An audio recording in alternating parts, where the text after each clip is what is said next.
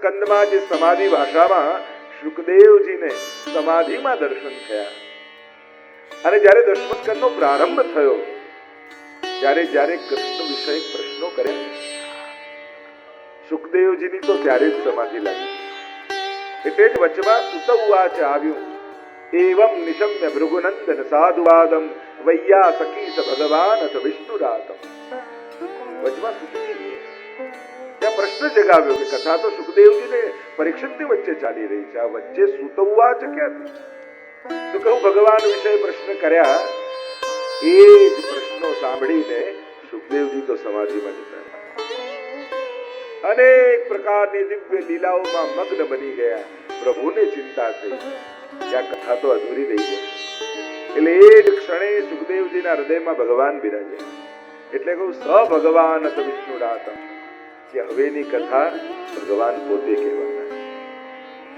અને એટલે જ તો રાધાજીનું નામ લીધું ને, કારણ કે ભગવાને કથા કહી, પોતાના અતિ પ્રિયનું નામ કેમ લેવું? અને ઘણા પૂછતા હોય રાધાજીનું નામ કેમ નહીં? એમ તો દ્વિતીય સ્કંદમાં સુખદેવજી મંગલાચરણ કરે છે, અને ત્યાં રાધાજીના નામનો મંગલાચરણમાં ઉલ્લેખ કર્યો છે. વિદુર કાષ્ઠાય મુહુ યોગિનામ નિરસ્ત સામ્યાભિષયેન રાજસા. સુબોધનીમાં મહાપ્રભુ સમજાવે કે આ રાધસ નામની શક્તિ જેની સાથે પ્રભુ અખંડ ગોલોકધામમાં વિહાર કરે, અને ત્યાં ઉલ્લેખ માનવામાં આવે. પણ કયું સ્પષ્ટ નામ લેવાની કઈ જરૂર નથી. જેમ દૂધ પડ્યું હોય, એમાં આ દૂધ ગળ્યું છે ખબર કેમ પડે? જોઈને ખબર પડે. તો ઉપાય શું? એને પીઓ, અને પીઓ ને ગળ્યું લાગે તો સાબિતી છે એ ખાંડ છે. એમ દૂરથી કદાચ ભાગવતમાં રાધા ન દેખાય તો પીઓ. પીબત ભાગવતમ રસમાલયમ. અને જો એક એક શ્લોકોમાં માધુર્યનો અનુભવ થાય તે અર્થોમાં રહેલી રાધા છે, જ્યાં મધુરતા રૂપે વિરાજમાન. બસ એનો આસ્વાદ કરવાથી દરેક વસ્તુ દુનિયામાં જોવાની નથી હોતી, એ તો અનુભવવાની. પ્રેમ દેખાય, વિશ્વાસ દેખાય, શ્રદ્ધા દેખાય, પણ આપણે બધા જ અનુભવ કરીએ છીએ. એમ ભગવાનને પણ જોવાની શરત મૂકી દો, એને અનુભવવાની શરૂઆત કરો તો કણકણમાં દેખાતો થઈ. આપણી શરતો જ ક્યાંક પ્રતિબંધ હોય છે ભગવત પ્રાપ્તિમાં. આપણી ધારણાઓ તો આપણને પ્રતિબંધ રૂપે નડે છે. જે દિવસે આપણી ધારણાઓ મૂકી દઈએ ત્યારે અનેક રૂપે આપણી સામે આવીને ઉભો રહી જશે. પછી તો દરેકમાં ઈશ્વરની અનુભૂતિ થવા લાગી. ગઈકાલે આ જ દિવ્ય ગાથાઓને ગાતા ગાતા ગાતા આપણી યાત્રા ગોવર્ધનની આગમાં આવી. ગિરિરાજની તરેટીમાં આવીને ઉભી રહી યાત્રા. અને ગિરિરાજ બાવાની મહત્તાને તો એમ ઠાકોરજી બતાવી. શૈલોસ્મી કહીને પ્રગટ થયેલા પ્રભુ હજારો ભુજાઓથી જ્યારે અંકુટ આરોગવા લાગ્યા. ઠાકોરજી આરોગે પાછી લૌકિકતા મનમાં ન લાવતા કે ઘટ્યું તો નહીં. હા, લૌકિક વ્યક્તિ લે તો ઘટે. જેમ એક ફૂલની સુગંધ લો, પહેલા તરાજુમાં જોખી લો, પછી એની સુગંધ પાછું તરાજુમાં જોખો, વજન ઘટે? કેમ? સુગંધ લઈ તો લીધી તમે, ઘટવું જોઈએ ને. પણ આ સુગંધ ક્યાંથી ઘટવાની? એમ જ પ્રભુ પરમ અલૌકિક છે, ઘટે નહીં. ઉલટાનું 2 જણા માટે બનાવ્યું હોય ને 4 જણા આવે ને તો 1 જણાનું વધે તો માનવું કે ઠાકોરજી આરોગ્ય. પ્રભુ તો પરમ અલૌકિક છે. લૌકિક વ્યવહારોથી અલૌકિક એવા પ્રભુને જોવાનો પ્રયાસ જ મૂકી દો. આનંદસ્ય હરે લીલા. મહાપ્રભુજી કહે પ્રભુની તો પ્રત્યેક લીલા આનંદનું દાન કરનારી. પ્રભુ વધ કરે કે વહાલ કરે, સામેવાળાને તો આનંદ જ આવે. કોઈનો ઉદ્ધાર કર્યો હોય, વધ કર્યો હોય, એ દુઃખી થયો એવું તો ક્યાંય સાંભળ્યું નથી. આપણે તો એમ કહીએ ને, કંસનું તેજ કૃષ્ણમાં સમાય, રાવણનો તેજ રામમાં સમાય. એને ક્યાં પીડા આપી છે પરમાત્માએ? પ્રભુ તો આનંદ રૂપ છે, આનંદનું દાન કરવા જ પધાર્યા છે. આ ગોવર્ધન યાગની લીલા એવી દિવ્ય લીલા છે જ્યાં પ્રભુ ભગવદીઓનું મહાત્મ્ય વધારી રહ્યા છે. અને ગિરિરાજ બાબાની અનેક પ્રકારની કથા અને ગાથાઓ, અને વિશેષ કરીને ગર્ગ સંહિતામાં આખો ગિરિરાજ ખંડ છે. આ કેમ આટલું બધું મહાત્મ્ય ગિરિરાજજીનું આપણે જોઈએ? પણ એક વાત સ્પષ્ટ રૂપે સમજી લો, વ્રજમાં વ્રજ પોતે વ્રજ ભક્તો પોતે, યમુનાજી, ગિરિરાજજી, આ બધા ભગવાનના અવતાર નથી, પણ ભગવાનનો જ વિસ્તાર. અવતાર અને વિસ્તારમાં ફરક છે. ભગવાન કોઈ ઉદ્દેશ્ય સાથે જુદો અવતાર લે અને અવતાર કઈ રૂપ ધારણ કરે, અવતાર કઈ. પણ પ્રભુ પોતાની જ લીલા પ્રગટાવવા માટે પોતે અનેક સ્વરૂપ ધારણ કરે, એ પ્રભુનો જ વિસ્તાર. જે આનંદ રૂપ પ્રભુ છે એવા જ ગિરિરાજજી છે, એવા જ યમુનાજી. નદી પર્વત પશુ પંખી એ સબ મેરો અંગ. દાનના પદોમાં કહે આ તો મારું જ અંગ છે. વ્રજમાં જે કાંઈ પણ છે, મધુરાધિપતે અખિલમ મધુરમ. સૃષ્ટિ મધુરા કહ્યું, આખી સૃષ્ટિ એટલે કે લીલાની પ્રભુ દ્વારા પ્રગટેલી સમસ્ત સૃષ્ટિ એ પ્રભુના જ રસથી બનેલી. પ્રભુ જ વિવિધ રૂપ ધારણ કરી, જેમ મિશ્રી હોય એના કિલોના જન્માષ્ટમી બનાવીએ, ફૂલ બનાવો, ગેંદ બનાવો, મિશ્રીના કેવા જુદા જુદા કિલોના બનાવો. કોઈ પણ કુળેથી ચાખો એ જ મધુરતાનો અનુભવ થાય. આકાર ભલે જુદો હોય, ફૂલ હોય, દાંડી હોય, બધું હોય, પણ ચાસણીનું બનાવ્યું હોય તો દાંડીમાં એ સ્વાદ ને પત્તીમાં એ સ્વાદ આવે. એમ પ્રભુની જ શ્રીઅંગની આ સમગ્ર વ્રજની સૃષ્ટિ છે. આ ગોપીજનો, આ વ્રજ ભક્તો પ્રભુથી અળગા નથી, પ્રભુમાંથી પ્રગટેલા. એકોહમ બહુશ્યામ પ્રજાયેય, જે વેદ ઉપનિષદો કહે છે એકમાંથી હું અનેક થયો. અને આ એકમાંથી અનેકની લીલા જોવી હોય તો આ વ્રજ લીલા જોવી. જેવા પ્રભુ જ જુદા જુદા રૂપ ધારણ કરી યહ સબ લીલા કરત કનાઈ, કેવી અનેકવિધ પ્રકારની લીલાઓ પ્રગટાવે છે. શા માટે? કારણ કે પ્રભુ પોતે પ્રગટ ન બિરાજતા હોય તો પ્રભુની લીલાઓ ગાઈ, કથાઓ સાંભળી જીવ પોતાની જાતનો ઉદ્ધાર કરી. ગીતાજીમાં એટલે ભગવાને કહ્યું ને, જન્મ કર્મ ચમે દિવ્યમ. મારા જન્મ અને કર્મ દિવ્ય, લૌકિક લોકો જેવા છે નહીં, અને એ રીતે એનું મૂલ્યાંકન પણ નહીં કરે. લૌકિક બાળકની જેમ હું જન્મ લેતો નથી અને પ્રાકૃત વ્યક્તિની જેમ હું કર્મ કરતો નથી. હું પરમમાં લૌકિક છું. અને જે આ બંનેને જાણી જાય છે એને જન્મ મરણના ચક્કરમાં પડવું પડતું. જ્યારે ગિરિરાજજીની મહિમા પ્રભુએ ગાઈ, ગર્ગ સંહિતામાં બતાવી. ગિરિરાજ ખંડ નામનો આખો ખંડ, 3 ભાઈઓ, 3 પર્વતને 3 પરપુત્ર છે. એક ચરણાદ્રી, બીજું કાંતાનાથ પર્વત અને મધ્ય વચલા છે ગોવર્ધન પર્વત. ચિત્રકૂટમાં કાંતાનાથ પર્વત છે. ચરણાટ એટલે તમે બનારસથી આગળ જાઓ ત્યાં ચરણાદ્રી પર્વત છે, ત્યાં ગુસાઈજીનું પ્રાગટ્ય સ્થળ ચરણાટ છે. ત્યાં વામન ભગવાનના ચરણના ચિહ્નો છે. અને ત્રીજા મધ્યમાં ગોવર્ધન પર્વત શ્રી ગિરિરાજ બાબા. પુરત્સ મુનિ પરિભ્રમણ કરતા કરતા આવ્યા. સંક્ષિપ્તમાં કથા કહું, અને ગોવર્ધનને જોયો. મનમાં વિચાર કર્યો કે આને તો હું કાશી લઈ જાઉં અને ત્યાંની કંદરાઓમાં બેસી અને મહાદેવજીનું ધ્યાન કરું. ગિરિરાજજીને જવું છે વ્રજ, માધ્યમ શોધી રહ્યા છે. અને પુરત્સ મુનિ આવ્યા અને કહ્યું કે મારી જોડે કાશી લઈ જાઉં. ગિરિરાજજીએ કહ્યું આવું તો ખરા, પણ એક વાર જ્યાં પણ મને મૂકશો ત્યાંથી પછી ઉભો નહીં. એવા સંકલ્પ સાથે યોગ બળે હથેલીમાં લીધા. ચાલ્યા પુરત્સ મુનિ. વચમાં વ્રજા. ગિરિરાજજીને તો અહીંયા જ રહેવું છે. વજન વધાર્યું, એટલું વધાર્યું ઉચકી ન શક્યા, પધરાવી દીધા.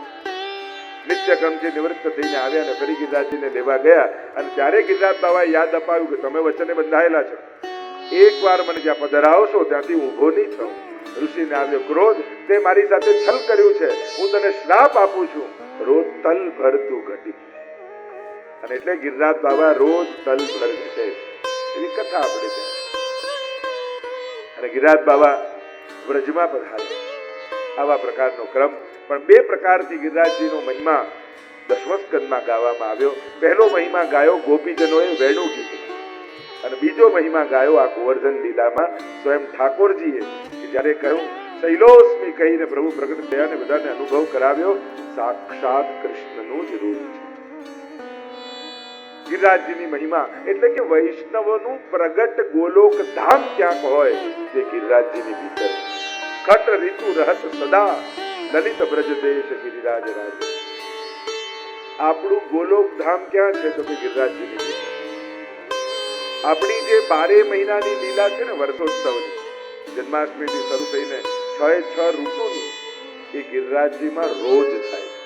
મંગળાથી શયન રોજ એ લીલા થાય.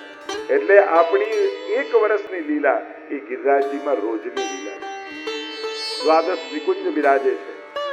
અને ચતુર્ભુજદાસજી ઉપર જ્યારે ગુસાઈજીએ કૃપા કરી ત્યારે પ્રગટ નેત્રોથી આ સઘળી લીલાના દર્શન ચતુર્ભુજદાસને થયા છે.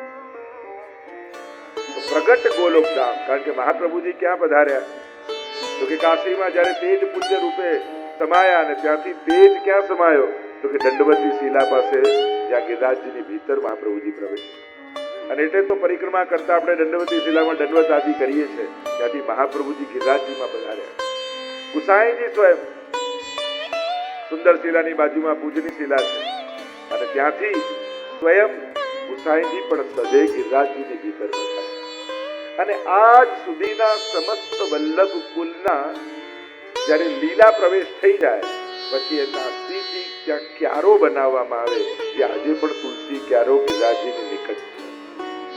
અને સમસ્ત વલ્લભ કુલનો વાસ ગિરિરાજજીની ભીતર માનવામાં. આવો ભાવ, કારણ કે પ્રગટ નિત્ય લીલા સ્થલી એ ગિરિરાજજીની ભીતર. ગોવર્ધન કી રહીએ તરેટી, ગોવર્ધન કી. એટલે ગિરિરાજજીના 2 સ્થાનની મહિમા છે. એક ગિરિરાજજીની કંદરા અને બીજું ગિરિરાજજીની તરેટી. ગિરિરાજજીની કંદરાઓમાં રાત્રિની અનેક પ્રકારની માધુર્ય યુક્ત લીલાઓ છે. ગોવર્ધન ગિરિ સઘન કંદરા, રૈન નિવાસ કિયો બી અભ્યાય. અને તરેટીમાં ગૌચારણ આદિ લીલાઓ. ત્યાં ગોપીજનો પણ કહે છે, અંતાય મંદિર બલા હરિદાસ વર્યો. આ તો હરિના દાસોમાં વર્ય છે. એને પર્વત આકારે છે, પણ એનું સ્વરૂપ તો ભગવદી. આધ્યાત્મિક માર્ગમાં આ 2 ફરક સમજવા બહુ જરૂરી છે, આકાર અને સ્વરૂપ. ગિરિરાજજી પર્વત આકારે છે, સ્વરૂપથી તો હરિદાસ વર્ય ભગવદી. યમુનાજી નદી આકારે છે, સ્વરૂપથી તો નમત કૃષ્ણ તુર્ય પ્રિયામ, ઠાકોરજીના ચતુર્થ પ્રિયા છે. મહાપ્રભુજી મનુષ્ય આકારે છે, સ્વરૂપથી તો એન મેન વ્રજરાજ ઉછંગે, શ્રીમદ વલ્લભ રૂપ સુરંગે. આકારથી શરૂ થાય અને સ્વરૂપમાં પ્રાપ્તિ. એટલે 3 સ્વરૂપ આપણે ત્યાં પ્રત્યેકના બતાવવામાં આવ્યા. આદિ ભૌતિક સ્વરૂપ, આધ્યાત્મિક સ્વરૂપ અને આદિ દૈવિક સ્વરૂપ. 3 સ્વરૂપ બતાવવામાં આવ્યા છે. જેમ યમુનાજીનું જલ પ્રવાહ સ્વરૂપે જે સ્વરૂપ છે એ ભૌતિક સ્વરૂપ કહેવાય. યમુનાજી દેવી રૂપે છે વ્રજના, એ આધ્યાત્મિક સ્વરૂપ. અને યમુનાજી ચતુર્થ પ્રિયા છે, એ યમુનાજીનું આદિ દૈવિક સ્વરૂપ છે. તો આદિ ભૌતિક, આધ્યાત્મિક અને આદિ દૈવિક. વ્યક્તિ એક જ હોય, બધાને ભાવ કેવા જુદા હોય. તમે ઓફિસે જાઓ તો બોસ બનીને બેઠા હો, ઘરે આવો અને બાળક આવે તો પિતા બની જાઓ, પત્ની આવે તો પતિ બની જાઓ. વ્યક્તિ એક જ હોય, પણ તમારા સ્વરૂપો કેવા જુદા. એમ જ આ બધા આકાર કોઈ વિશેષ રૂપે બિરાજે છે, પણ એ અલગ અલગ સ્વરૂપે બિરાજે. અને જે સ્વરૂપનું આરાધન કરો એવા ફળની પ્રાપ્તિ થાય. આધ્યાત્મિક સ્વરૂપનું તમે વંદન કરો, આરાધન કરો તો આધ્યાત્મિક ફળ. આદિ દૈવિક સ્વરૂપનું આરાધન કરો તો આદિ દૈવિક ફળ. આધ્યાત્મિક સ્વરૂપે પાપનો નાશ કરે, લૌકિક કામનાઓ ગિરિરાજજી પૂર્ણ કરે. પણ આદિ દૈવિક સ્વરૂપનું આરાધન કરો તો સાક્ષાત લીલામાં તમારો પ્રવેશ કરાવે, સાક્ષાત યુગલ સ્વરૂપની લીલાનો અનુભવ કરાવે. અને એટલે જ આપણે કહીએ યમુનાજીમાં પગ નહીં મૂકો, ગિરિરાજજીમાં પગ નહીં મૂકો. નાહવાનો મહિમા આપણે ત્યાં નથી, આપણે ત્યાં તો પાનનો મહિમા. આવું કેમ કહીને? આવું કોઈ અપરાધ નથી. નાહવાનો ઉલ્લેખ છે, પણ એમનું સ્વરૂપની ઉત્તમતાનું તમને ભાન ન રહ્યું. આ ભાવ તમે આધ્યાત્મિક આદિ ભૌતિક સ્વરૂપનું આરાધન કર્યું, પણ આદિ દૈવિક સ્વરૂપ સુધી જાઓ, એમ મહાપ્રભુજી કહી રહ્યા. એનું આરાધન કરશો તો ઠાકોરજીની પ્રાપ્તિ યમુનાજી તમને કરાવે. તો સ્નાન કરવું એ અપરાધ નથી, પણ ઉત્તમતા નથી ભક્તિ.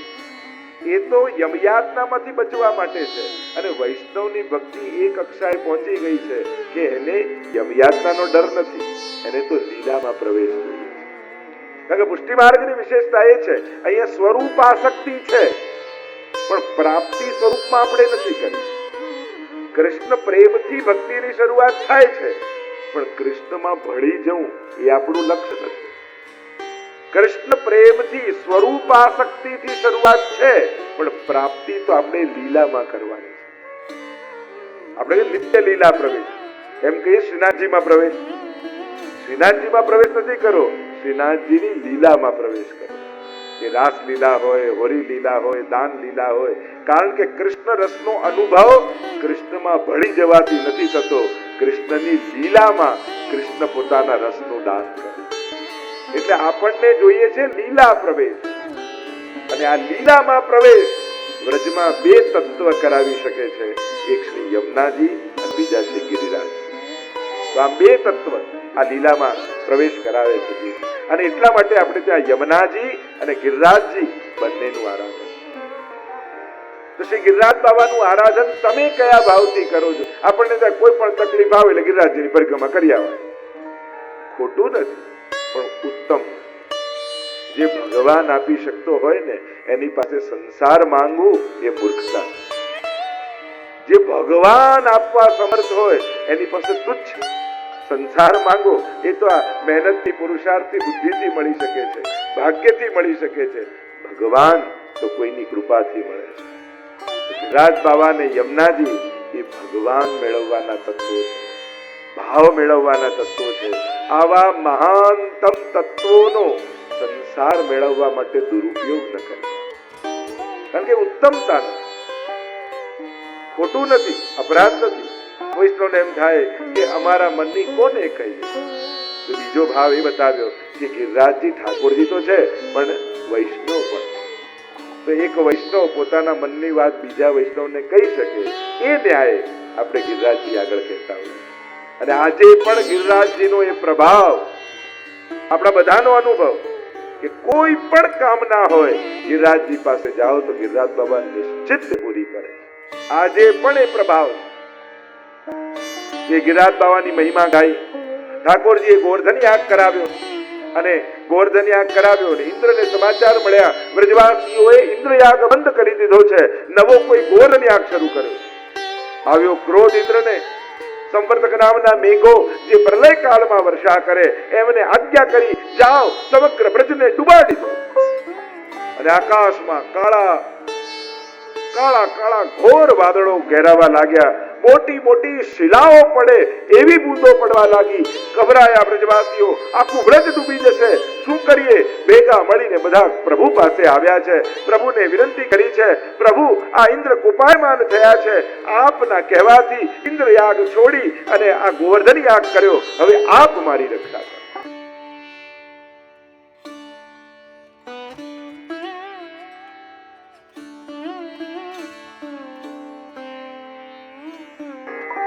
ઠાકોરજી કહે કે જેનો યજ્ઞ કર્યો છે એ ગિરિરાજ બાબા આપણી રક્ષા કરશે. આવો ગિરિરાજજીના શરણે જઈએ. અને બધા જ બ્રજવાસીઓ ભેગા મળી આવ્યા છે ગિરિરાજજીની શરણમાં.